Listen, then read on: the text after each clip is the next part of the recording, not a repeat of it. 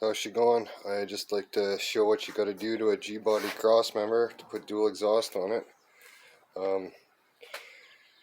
The car had a 200 R4 before, and I just remember the cross member's in a different spot and it's totally different. So the one I had wouldn't work, so I grabbed one from a 3-speed auto car, and what I did is I chopped it. I put a 1/4-inch plate on the top, tacked it all, put in some 1/8 by 2 flat bar, cut some gussets. I just MIG'd all this, actually flex core. Then I started to flex core this, and it was taking too bloody long, so I fired up my old AC stick welder, and I laid in some jet rod, or kind of jet rod, 7014, and I whipped it all out pretty quick, and it'll work good. I've seen it done another way too, where you can cut the cross member, put a piece of square tubing in, and then run the exhaust through the square tubing. But if you ever got to pull the cross member out or anything like that, your exhaust is stuck going through it. So that's the way I do it. As for welders,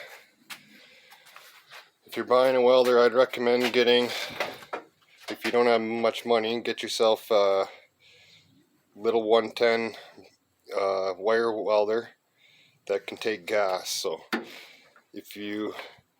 I know a lot of guys run flux core, but if you're doing body work or something like that, you definitely want gas. Flux core is fine for exhaust pipe and shit like that, but it's kind of messy shit. So I would spend about $300 and get one similar like to this, and it's got more heat settings and stuff like that. And for anything structural or heavy, just get yourself an old welder like this old girl. It's probably from the 40s, but works like a son of a bitch, burns rod like a bastard. So it's an AC machine. There's nothing wrong with AC. Just don't plan on burning 6010. Run 6011. It's pretty much the same rod. It's just the AC version of it.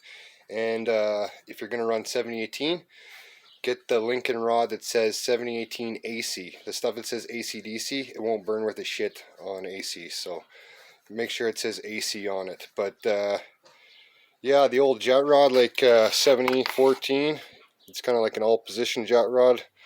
The real jet rod, 7024. Lots of guys used to burn that when I first got into the trades, but they're all dead now from breathing the smoking from it. But no, it lays down metal like a bastard, and there's nothing wrong with stick welding. It's kind of getting to be a lost art, but it's as strong as anything.